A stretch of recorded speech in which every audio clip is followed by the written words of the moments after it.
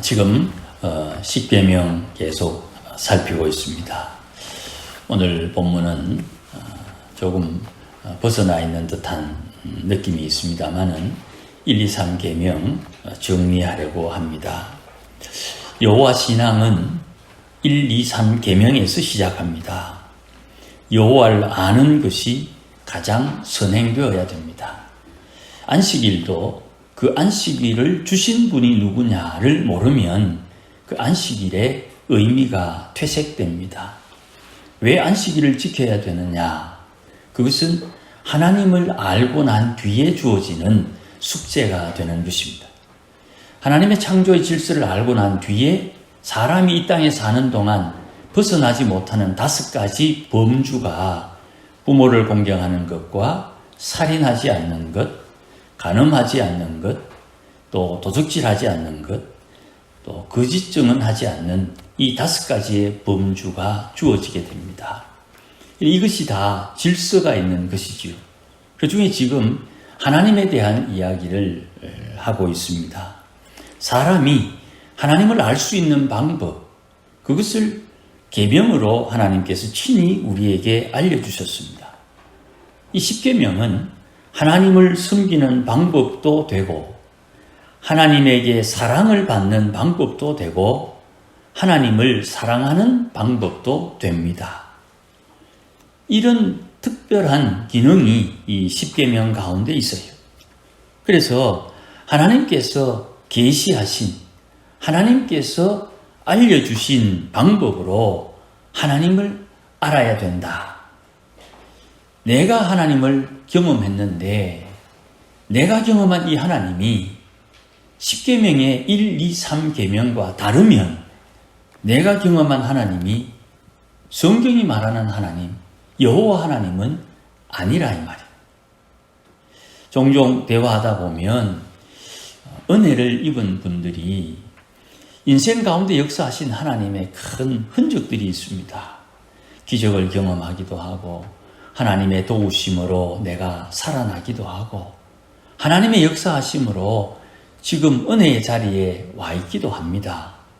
그 하나님의 역사를 삶의 기준으로 탁 놓아두는 거예요. 그래서 나와 다른 하나님을 만났을 때 충돌이 나오는 거예요. 내가 예수를 믿고 당신도 예수를 믿으면 예수 믿는 당신과 예수 믿는 나의 공통점이 무엇이냐? 공이 예수님을 나의 주로 믿지요.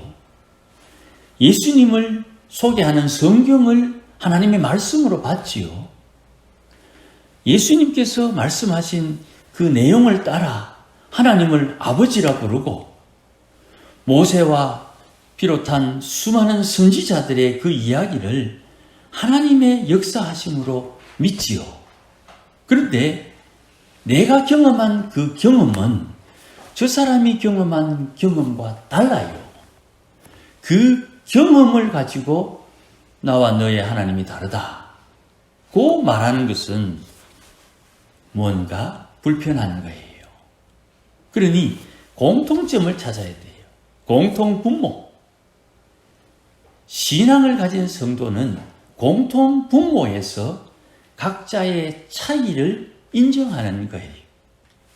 그런데 이 공통 분모를 부정하게 되면, 다른 말로 하나님을 다르게 이해하면 하나님의 이름은 부르는데 그 하나님은 망령된 하나님이 되는 거예요.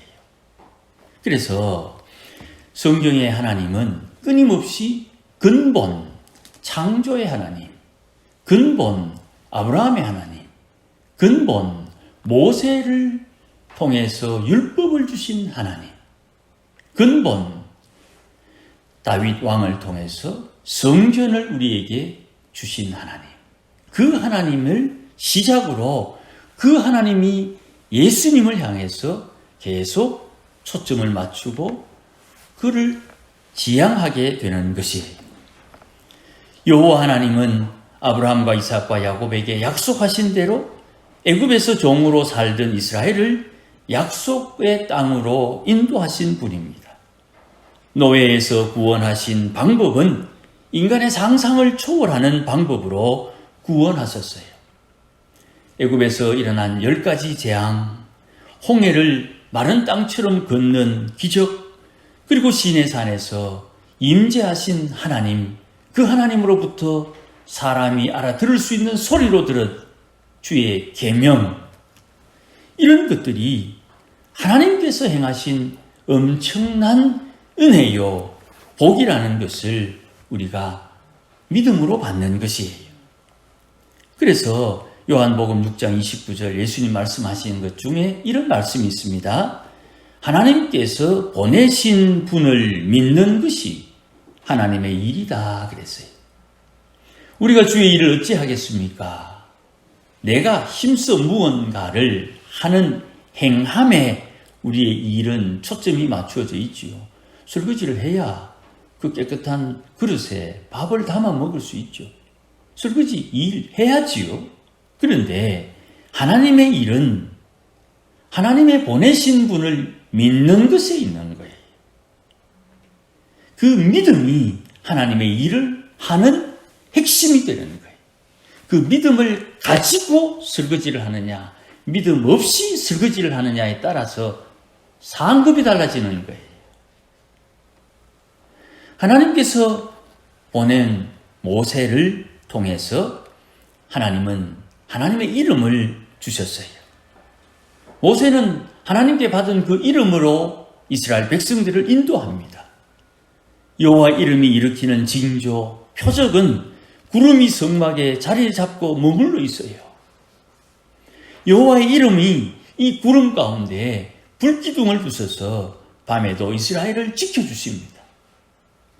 구름의 이동에 따라 이스라엘이 움직이고 약속의 땅으로 인도받게 되는데, 이 모든 일들은 눈에 보이지 않는 여호와의 이름이 보이는 구름을 통해서 인도하시는 거예요. 보이지 않는다고 여호와 이름으로 행패를 부리면 안 됩니다. 보이지 않는다고 하나님이 잠자는 게 아니거든요. 보이지 않는다고 하나님 경험했다고 하나님 이름 핑계 삼아갖고 자기 마음대로 하는 행실, 그 망령된 행실이에요. 거기에 누가 자유로울 수 있습니까? 아무도 하나님 앞에 자유로울 수가 없어요. 그러니 모세도 하나님 앞에 조심스러워 하는데 하나님의 사람들이 마땅히 조심스러워 하는 것 당연한 것이죠. 출애굽 2세대가 요단강을 마른 땅처럼 건넙니다. 그리고 여리고성을 정복하지요. 그 정복 전쟁에서 여호와의 이름을 함부로 대한 사람, 대언망덕한 행실이 나타날 때마다 하나님의 징계가 나타나죠. 그 여리고성에서 본 그 물건, 옷, 금덩어리, 거기에 신앙을 팔으니 그가 자기만 죽었나요? 다 그 가족이 하나님 앞에 심판을 받지요. 하나님의 이름을 가지고 함부로 행피를 부리면 하나님이 심판의 대상이 되는 거예요. 거기는 신앙의 연수나 직분이 상관없어요. 누구든지 주 앞에 조심해야 되는 거예요. 하나님의 말씀을 모세가 기록했습니다. 모세는 하나님의 얼굴은 보지 못하고 등을 보았다 그랬지요. 이 모세는 하나님의 허락하신 범위를 벗어나지 않는 영감 중에 하나님의 말씀을 기록했어요. 그러니 하나님의 말씀은 반드시 선지자를 통해서 기록됩니다. 그리고 선지자는 하나님의 성령에 의해서 움직이는 사람들을 말해요. 성령님께서 선지자를 통해 하나님의 말씀을 기록하게 하시고, 성령님은 하나님의 말씀에서 벗어나지 않습니다. 보이지 않는 성령님은 보이는 말씀을 벗어나지 않아요. 하지만 보이는 말씀은 보이지 않는 성령님에 의해서 깨닫고 이해가 되는 것입니다. 왜냐하면 말씀은 성령께서 기록하셨기 때문이에요.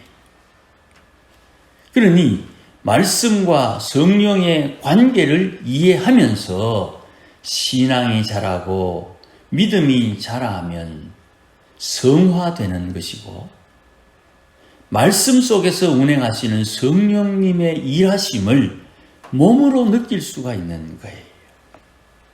여기에 하나님의 손길이 깨달아지는 것입니다. 말씀을 열심히 읽어야 됩니다. 그리고 그 말씀 속에서 역사하시는 성령님을 느낄 수 있어야 돼요. 눈에 보이는 말씀을 통해 보이지 않는 성령님을 느낄 수 있어야 돼요. 그리고 보이지 않는 성령님께서 말씀을 읽는 나에게 말씀을 깨닫고 말씀을 이해할 수 있도록 거룩한 성화의 역사를 일으키시는 거예요. 이것이 신앙의 자라남의 필수적인 거예요. 이렇게 깨달은 하나님을 성경의 하나님, 특별히 1계명, 2계명, 3계명의 하나님과 늘 비교하면서 내가 깨달은 하나님, 경험한 하나님, 내가 발견한 하나님이 이 성경의 말씀으로 기록된 하나님에서 벗어나지 않는다는 것을 점검해야 되는 거예요. 기도하다 보면 신비한 체험을 할 때가 있어요. 그 신비한 체험이 기록된 하나님의 말씀의 범주를 벗어날 때는 입을 닫아야 되는 거예요. 물론 주님께서 말씀하도록 허락하실 때가 있습니다만은 근본적으로는 입을 닫아야 되는 거예요. 왜 그러냐? 구약 성경에는 특이한 용어가 몇 가지 있어요. 이건 제가 몇 번 설교를 했습니다.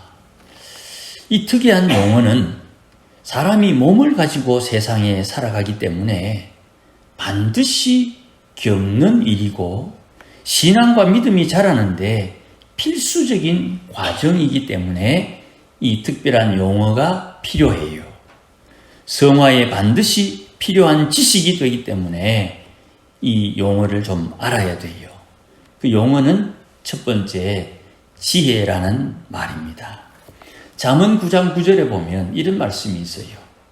지혜 있는 자에게 교훈을 더하라. 그가 더욱 지혜로워질 것이요. 그랬어요. 지혜 있는 사람에게 지혜가 더해지는 것입니다. 진흙에 진흙을 붙이면 큰 덩어리가 되듯이 지혜가 있어야 그 지혜에 또 지혜가 들러붙는 거예요.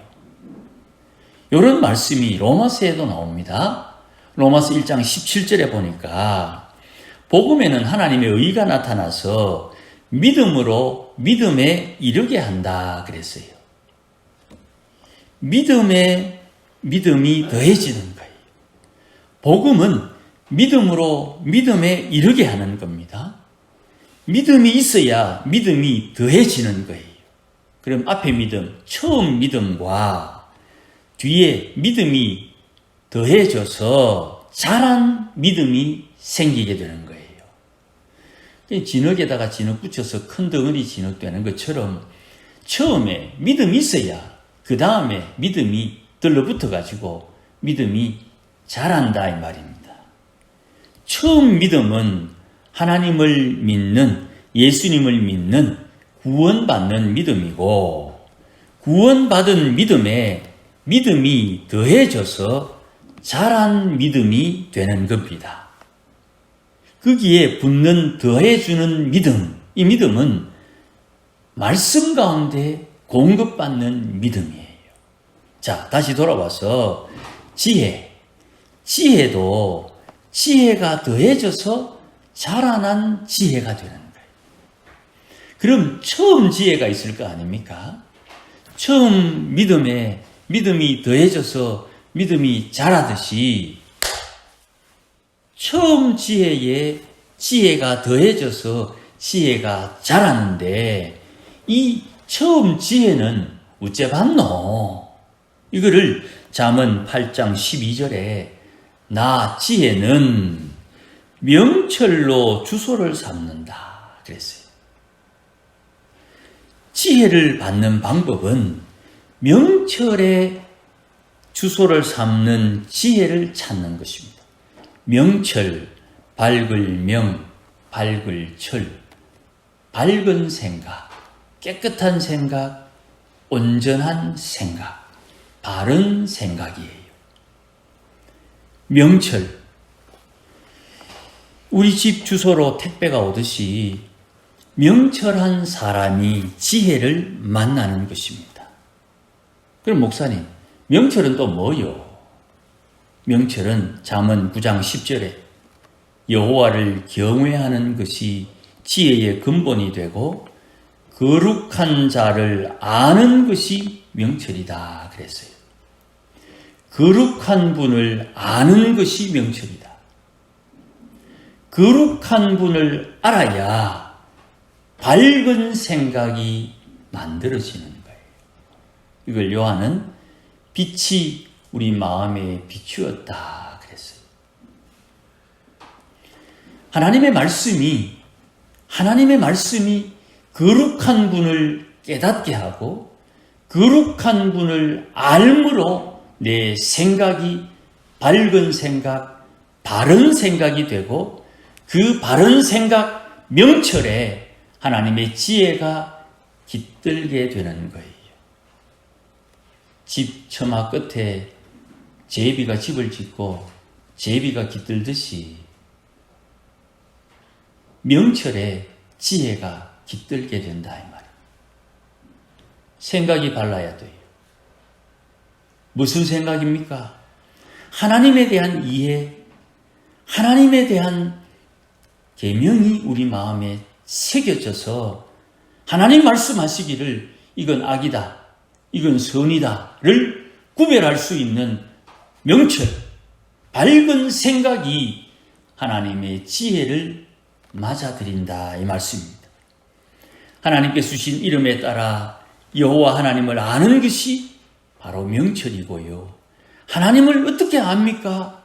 하나님을 아는 방법을 하나님께서 직접 주셨지요.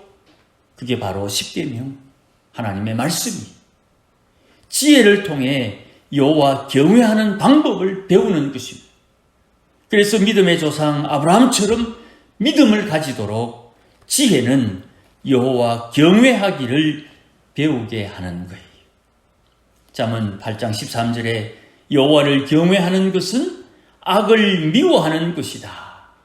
나는 교만과 거만과 악한 행실과 패역한 입을 미워하느니라. 악을 미워하는 행실은 여호와를 경외하는 자세에서 나오는 자연스러운 행실이 되는 거예요. 사람이 여호와 경외하기를 배우는 목적은 악을 버리기 위해서예요. 악을 어떻게 버립니까? 회개함으로 버리는 거예요. 내 속에 나도 모르게 숨겨져 있는 악을 회개함으로 버리는 거예요. 제거하는 거예요. 벗겨내는 거예요. 명철에서 지혜를 만나고 지혜를 통해 총명을 가지게 되는 것입니다. 오늘 본문 말씀에 호세아가 주저리 말씀을 전가하고 9절 말씀에 오늘 본문 누가 지혜가 있어 이런 일을 깨달으며 누가 총명이 있어 이런 일을 알겠느냐고 탄식하는 거예요. 지혜가 있어야 이 호세아서를 깨닫는다 말이에요. 총명이 있어야 이 호세아서가 말하는 이 예언의 말씀을 이해할 수 있다 이 말이에요. 지혜, 하나님을 아는 것에서 시작하는 거예요. 내가 믿는 하나님 아버지는 누구신가? 내가 믿는 나의 구주 예수님은 어떤 분이신가? 그분의 성질, 그분의 성품은 어떤 것인가? 하나님께서 기뻐하는 것은 무엇이고 나는 어떻게 해야 하나님을 기쁘시게 할 수 있는가? 내가 좋은 것을 제공하는 것이 아니라 하나님께서 원하는 것을 어찌 행할 수 있느냐? 그분이 어떤 분인지를 알아야 된다 이 말이죠. 하나님은 우리에게 이걸 요구하는 거예요. 하나님 외에 다른 신이 없다. 예수 외에 다른 구원자가 없다. 그러니 하나님 앞에 우상이 없다. 너희 앞에 우상을 두지 마라. 너희는 우상을 세워놓고 그것을 향하여 하나님이라고 말하지 마라. 하나님은 하늘과 땅과 땅 아래 어떤 것으로도 표현할 수 없으니 하나님께서 우리에게 이름을 주셨다. 그 이름을 가지고 망령되이 행하지 마라.